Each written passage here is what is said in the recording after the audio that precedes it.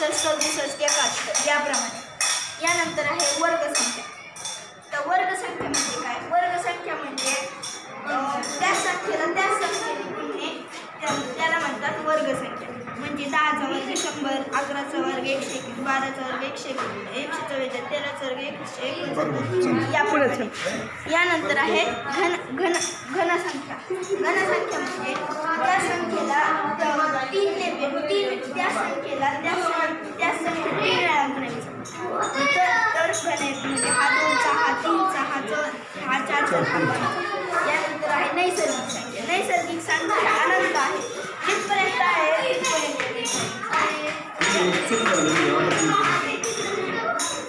नैसर्गिक संख्येमध्ये एक पासून नैसर्गिक संख्या. हां, मग तो 0 येणार नाही तिथं. नाही येणार. हां, मग ते मग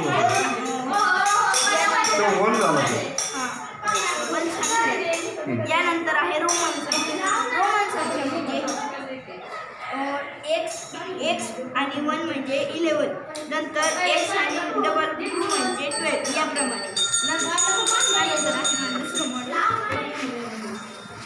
याच्यावर प्रश्न विचारले जातात वेगवेगळे स्पर्धा परीक्षेसाठीच. यानंतर आहे पाड्यापासून बनणारे सांगितले. यामध्ये आहे यातही स्पर्धा परीक्षेसाठी अत्यंत उपयुक्त आहे व याचेही प्रश्न विचारले जातात. यामध्ये आहे नैसर्गिक संख्या, समसंख्या, विषम संख्या, वर्गसंख्या, घनमूळ संख्या व घनसंख्या इत्यादी. मग यामध्ये संख्या मालिकेचा काय उपयोग होईल? संख्या मालिका आहे का? 5वी स्कॉलरशिप दिली तू होती का बुद्धिमत्ता चाचणीमध्ये? मग ते कसे तयार करणार सांग ना. संख्या मालिका संख्या मालिका 1, 2, 3, 4 नंतर 5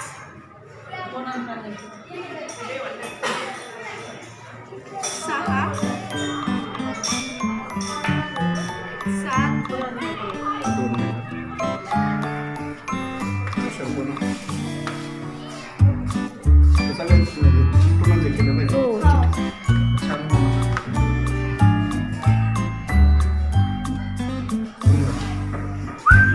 याच्यातून काय काय दाखवेल ते दाखवा. यामध्ये ही संख्या मालिका नैसर्गिक संख्या याच्यात 1, 2, 3, 4, 5, 6, 7, 8, 9, 10 अशा प्रकार नैसर्गिक संख्या. समसंख्या 2च्या टेबलनी, 3च्या टेबलनी असे 10 पर्यंत टेबलनी. नंतर समसंख्या, विषम संख्या. समसंख्या कशा 2, 4, 6, 8, 10, 12. विषम संख्या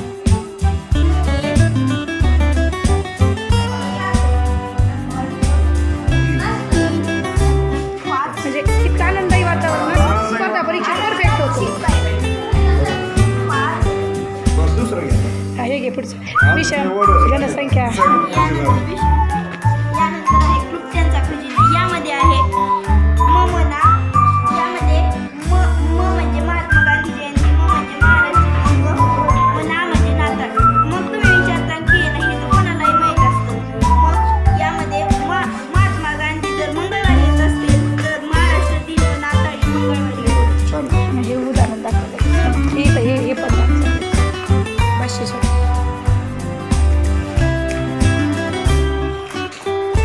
महाराष्ट्र दिनाचं काढा नाताळाचं 1 मे. महाराष्ट्र दिन 1 मेला असतो. 1 मेला शुक्रवारी. मग नाताळ 25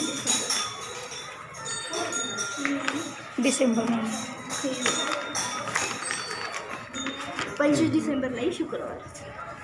आणि हे महात्मा गांधी जयंती सुद्धा 25 डिसेंबरलाच येते. यानंतर बाशी स्वाती म्हणजे म्हणजे बालदिन, शिक्षक दिन, स्वातंत्र्य दिन, टिळक पुण्यतिथी एकाच दिवशी. ह्या 2 मार्काला प्रश्न असतो. हा कंपल्सरी लगेच तो येतोच. नंतर आहे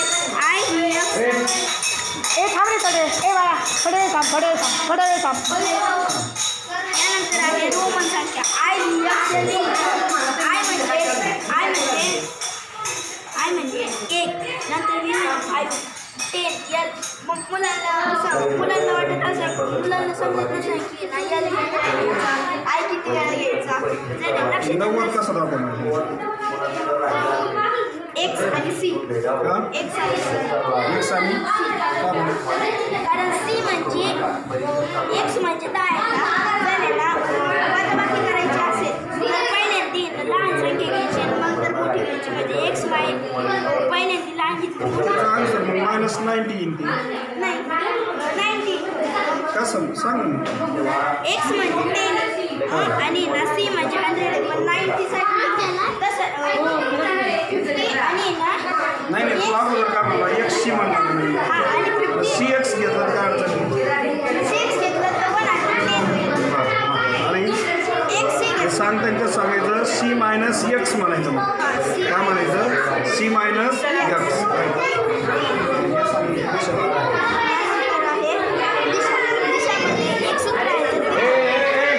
कोण आहे रे आवाज नका करू. दिशामध्ये एक सूत्र आहे आदर नाही वा कुई म्हणजे आ म्हणजे आग्नेय द म्हणजे दक्षिण नाही म्हणजे नैऋत्य प म्हणजे पश्चिम वा म्हणजे वायव्य तू म्हणजे दक्षिण म्हणजे ईशान्य तू म्हणजे हे सगळं 2-2 मार्काला प्रश्न आहे. 2-2 मार्काला. कोणकोणते आहेत एकदा स्पष्टीकरण दे ना आता भाषेसाठी हे सगळं सांगायचं.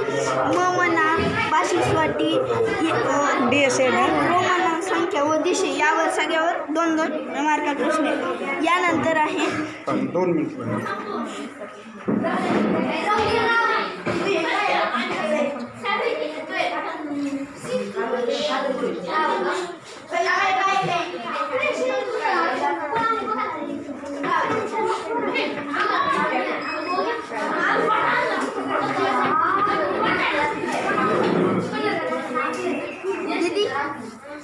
अरे थांब थोडंसं थांब. आता सुरुवात केली आता ही 8:30. यानंतर आहे थांब फोटो काढून घे.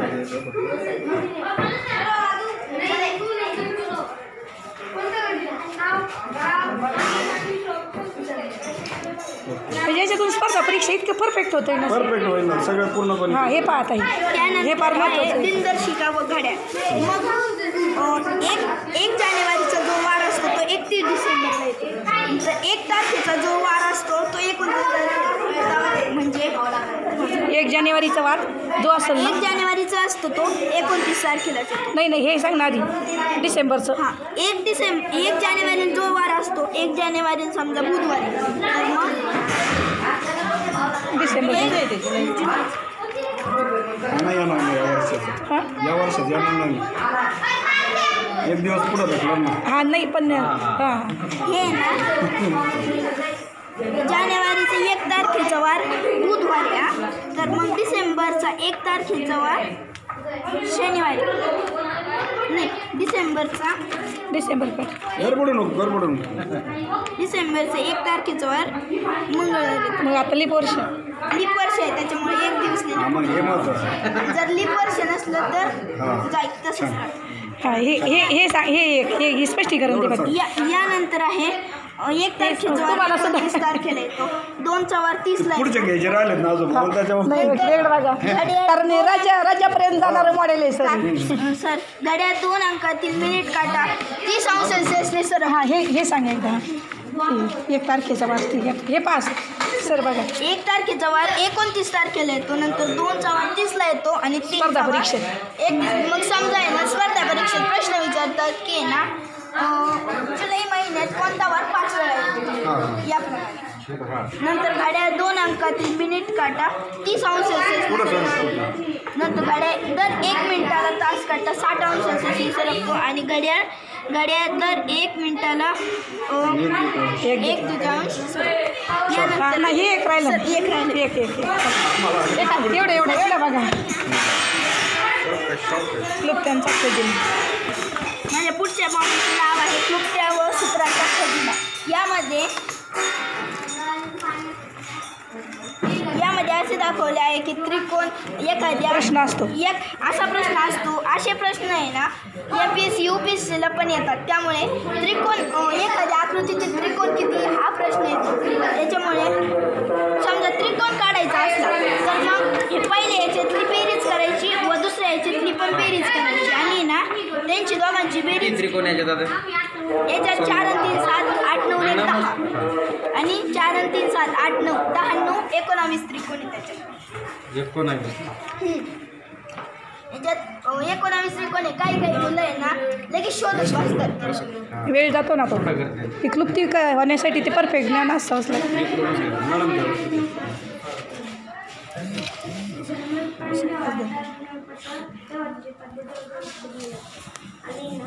महत्वाचा प्रश्न असे प्रश्न स्पर्धा परीक्षेत येतात.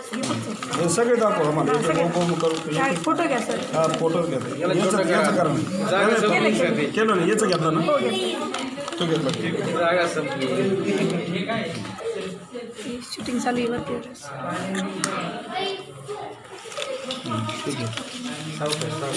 गडबडू नको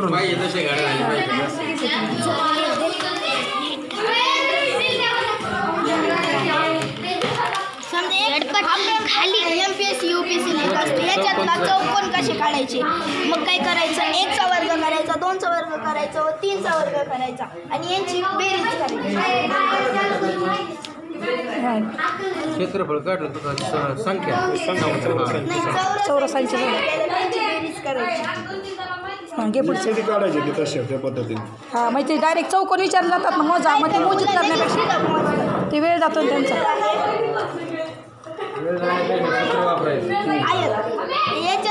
याच्यात आता किती चौरस आहे. मग यांची अंकांचीच बेरीज करायची. 5 आणि 4 9 9 1 10 10 आणि 3 13 आणि 2 15. यानंतर आहे आता आयत.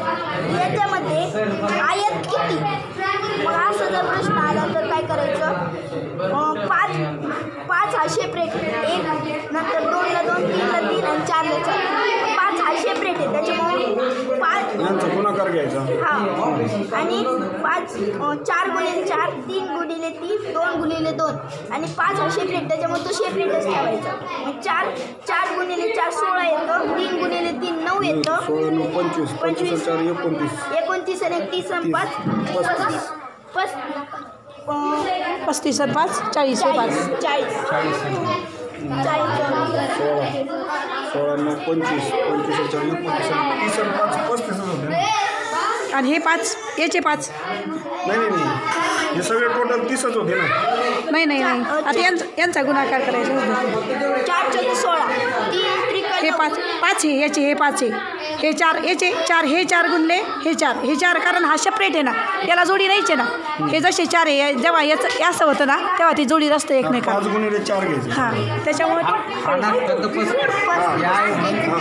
मग इथं तर चुकतात मुलं आणि टॅलेंट मुलाचं तेच मुलं पुढे जातात.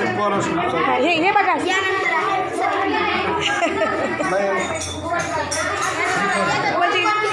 म्हणजे आमची ते राज्याची तयारी आता ही. 4 आणि 3 7 8 9 1 10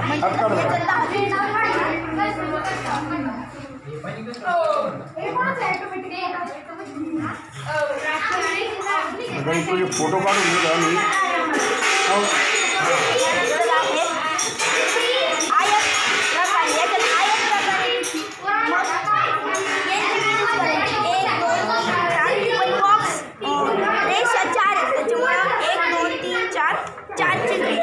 आणि ना एक सामायिक आहे त्याच्यामुळं 10 1 ते 4 अंकांची बेरीज 4 आणि 3 7 8 9 आणि 1 शेवटची पुढी खोल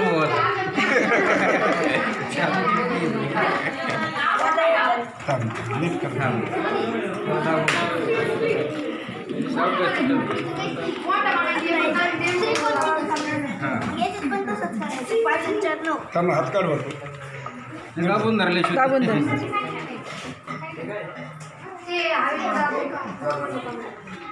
याच्यात 5 आणि 4 9 1 10 10 आणि 3 13 आणि 2